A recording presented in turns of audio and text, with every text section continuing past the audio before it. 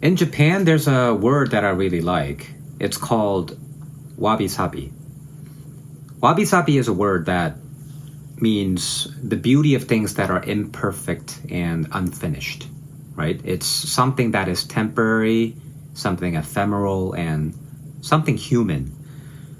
So instead of finding beauty in things that are flawless, shiny, and brand new, the idea of wabi-sabi appreciates the beauty in things that are natural, worn, and real. So, for example, if you look at color, people really like the color off-white, and they prefer it over something that is pure bright white, right? And there's certain beauty in unpolished countertops, like unpolished stone countertops. We also find appeal in rough plaster on the walls. Also, we appreciate the look and feel of wrinkled linen. We appreciate the design of a handmade vintage mug, those types of things, right? And as you picture these things in your mind, all of these things are not perfect, right? What they have in common is that they have distinguishable flaws. And these flaws actually give them character, which is what sets them apart from all these generic, over-the-counter, brand new products. And in Japan, there's a very unique item that is related to this idea of wabi-sabi, and the pot is called kintsugi. It's a unique pot. And this pot is actually a broken pot that was put together using lacquer as glue. And just by that description, it doesn't really sound that impressive, right? Because who gives a shit about a broken pot that was fixed together with glue? But it actually has a very unique story behind it.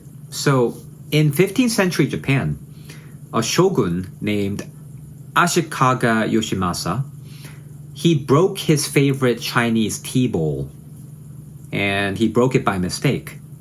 So he was sad. So what he wanted to do was he wanted to fix it. So he sent it back to the Chinese potters to get it repaired.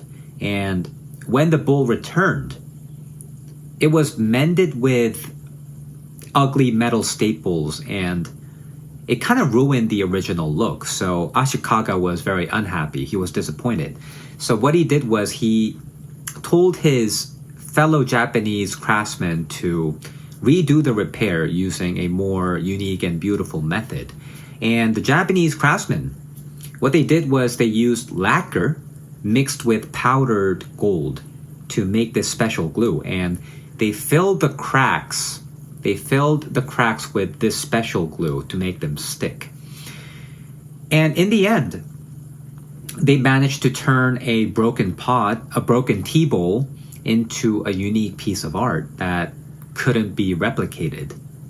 And if you look up kintsugi online, it truly is a beautiful piece of art. It's very unique. Kintsugi really symbolizes this idea of wabi-sabi, you know, the beauty behind the natural flaws that make an ordinary item one of a kind. But this kintsugi wabi-sabi philosophy doesn't only apply to pots, right? But it also applies to humans as well.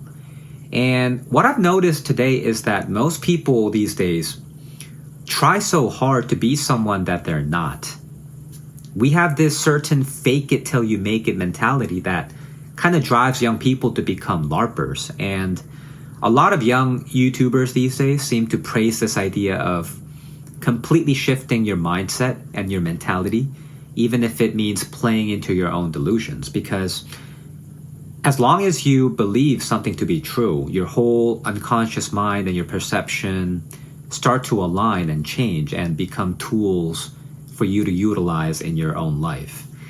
And, you know, just to make sure, I'm not against this idea at all, right? This is actually a very good way. It's the very first step of changing your life, because believing in yourself is a crucial step. It's always the first step. But the problem is, people try to convince themselves that they are someone different. That's what I'm feeling, right? A lot of people see charismatic people online who has this momentary clout, and they buy into their frame that they have built for themselves. But we fail to notice that these are their frame, right? In other words, we focus on the end product, not the process. So instead of searching for our own ways to become the best version of ourselves, we try to replicate the end product of what the other person has already established for themselves. And if you're a young person, if you're a young guy, right, go ahead, try everything out, replicate as much as you can, and do this until you get a better idea of who you are. But if you have reached a certain age and you reached a certain point in life and you still don't have any clue what you're doing, you're still dissatisfied, I think it's much wiser to look into what you have been trying to avoid, right? What you've been trying to hide. Because we always have a certain part of us that we have neglected for a long period of time. But if you think about the idea of wabi-sabi, the kintsugi idea, sometimes we can find beauty in the cracks that we have built for ourselves throughout our lives, right? Because when we get older, we realize that life is not always about reaching perfection. It's not about becoming this perfect human being. It's more about playing around with these imperfections that you have created and trying to turn them into something unique, something that makes you. You know what I mean? Just like how kintsugi doesn't really try to disguise its cracks, but rather celebrates them with a golden touch. So that's what I've learned, and I wish you guys also take away what I took away from this idea of the Japanese wabi-sabi philosophy. All right, guys. Thank you for listening. I'll see you next time.